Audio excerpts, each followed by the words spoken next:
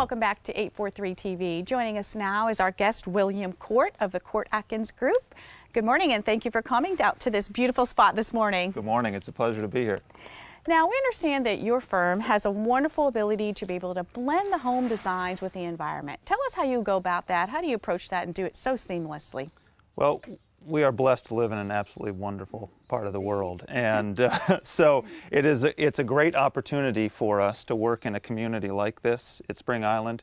The low country tradition and aesthetic is what drives a lot of people to want to be here. So it's a growing environment, a growing community, and I think when you look at some of the principles of the low country design, that sort of indoor-outdoor lifestyle that people are drawn to here, it really gives us an opportunity to use a wide variety of design techniques. There's not one specific sort of low country principle or style that we try to follow. It's really much more about blending in with the community, with the environment, living within the land and the landscape and what it has to offer, and developing a design that works for the client's need, but also works and blends seamlessly with the surroundings. Along those same lines, earlier when we were talking to Joel, we were discussing how Spring Island allows so much flexibility in the design. How do you use that for your advantage, for your client's advantage? Spring Island's an amazing place to work, and as an architect, we're afforded an opportunity to have home sites. You know, there are less than 400 home sites here. There's over 3,000 acres. Spring Island's a lot about privacy. So we can use flexibility and creativity in the design process to get the client's wishes and objectives accomplished. It's no coincidence that we have a habitat review board here rather than an architectural review board. I think they're every bit as concerned about creating and maintaining the privacy, that understated elegance that exists in Spring Island and all of the amenities here and all the rich surroundings. So sometimes we have opportunities to nestle homes right within a wonderful live oak canopy. Sometimes we have a wide open home site that has built-in privacy just because of its size.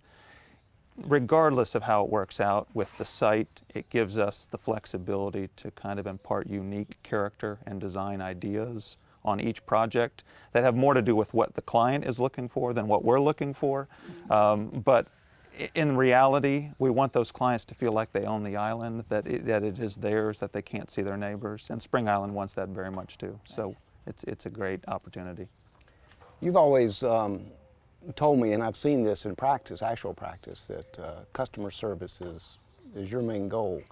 And a lot of times people think, well, I'm designing a house, I'm building a house, it's so much trouble and I don't know how to do that, I've never done that. Can you walk us through the planning process? Because I've seen a different side of that than that fear.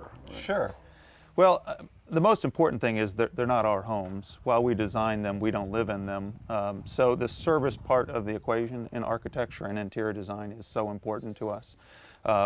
It starts with listening and planning and spending time getting to know our clients. I really want to know where they're coming from, where they are in their life cycle, what they're doing, what they want to accomplish. Is this a family gathering compound? Is it an oasis, a getaway for the two of them?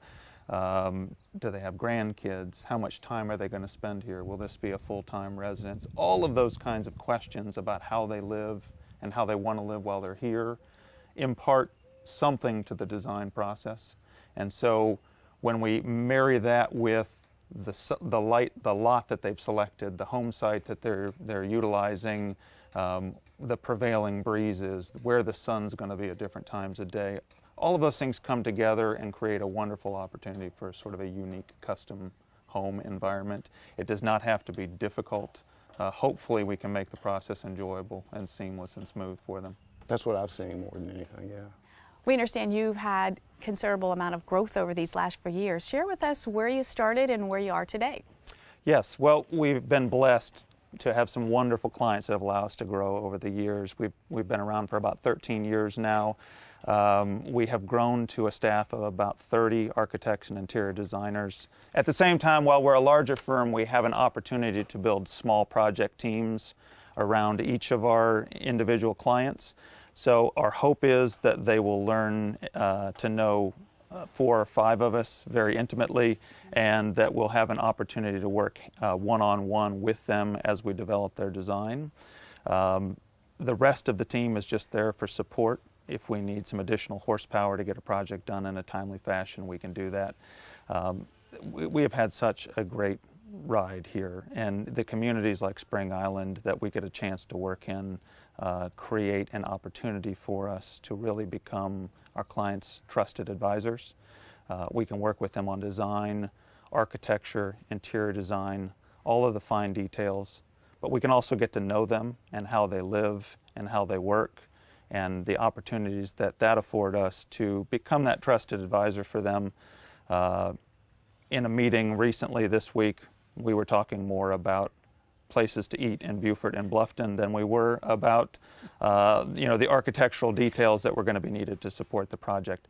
I want to get to know our clients in that way, and that really helps us. So you're getting them a jump start on the lifestyle that they're going to have here after they move into the home. Exactly right. That's really fantastic. Well, thank you so much for joining us. Happy to be here. Now, you guys stick around, and we'll be back with more 843 TV.